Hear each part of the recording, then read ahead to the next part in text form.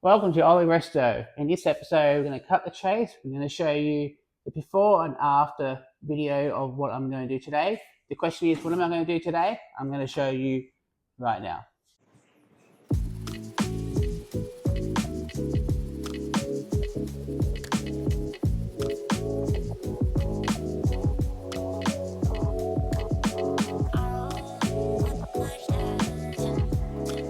Alright, so this is what we're going to be doing today. Is basically trying to sand this filler out here, or bog as some people know as, and basically trying to get that line back in, and basically that will look pretty much factory original rather than having all this filler going across here. And that's pretty much the same as the other side here, which is also not as bad. This one's still got a nice line here, but we still need to clean it up to get that original look back into it. And what we're going to be using is these belt sounders. We've got two sides. This is the bigger size, as you can see. And then we've got this one here, which is a smaller size. And the idea is to use a smaller size to trying to basically get that filler out, to get that line back in. Once we've done that, we'll use the bigger one here just to sort of feather it back into place to make it look all smooth. And then hopefully my dad will get back into here and sort of keep sanding this off and try and have the minimal amount of filler in the work.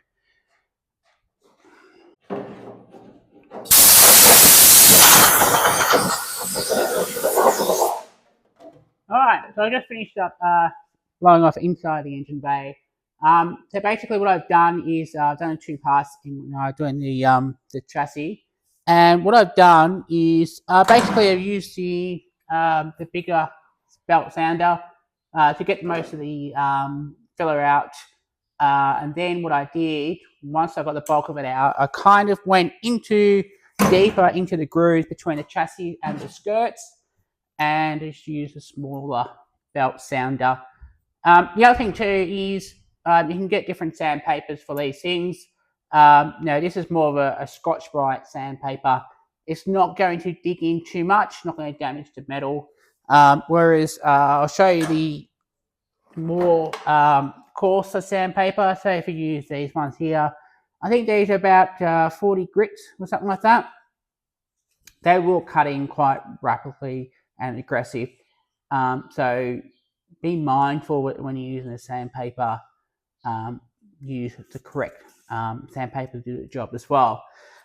So once I got most of it out, I've noticed that there was a lot of filler in the corners. I really had to get into really deep into it to get all the filler out and try to make it ready so that my dad can get the whizzer and smooth off of the areas. And hopefully he might have to just put very minimal amount of filler in it and just to finish off the engine bay. Also, during the week, I was working on the door. I needed to sand the back of the door. And what I did was basically got the grinding wheel, just put on the die grinder and grind all the edge off the door.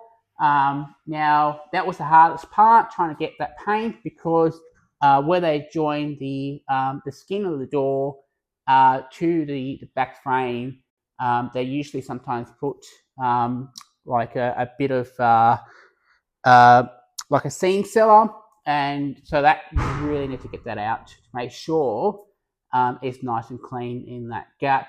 Now, once I finished that grinder, I just went over all the rest of the door with the 120 grit, trying to get all the paint off, or as much of the paint off around the areas.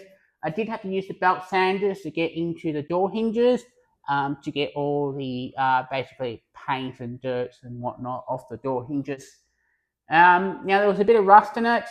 With the rust, what I decided to do was just put a bit of rust converter in it, which is tend to got most of it out. It took a while because it's fairly deep and some of the rust are a little bit worse for wear and all the rest of the door.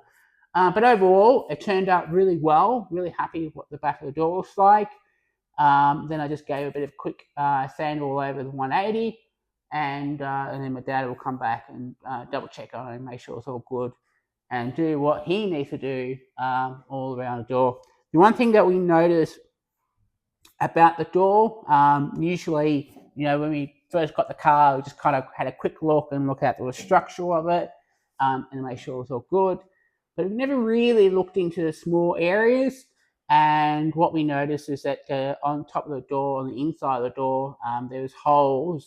And in this particular model, there was a mold that went just under the window on top of the door, and so it's got the holes in it. We really don't want to go welding, so what we decided to do is we'll get a trim for that section, maybe get it reupholstered or something like that. Hopefully this week, my dad will finish off the sanding inside the engine bay. Hopefully he will just finish off the door, high fill everything, and so basically the engine bay will be done and the door will be done. Hopefully you enjoyed this episode. I'm looking forward to the next episode and what we will have, and have a good one.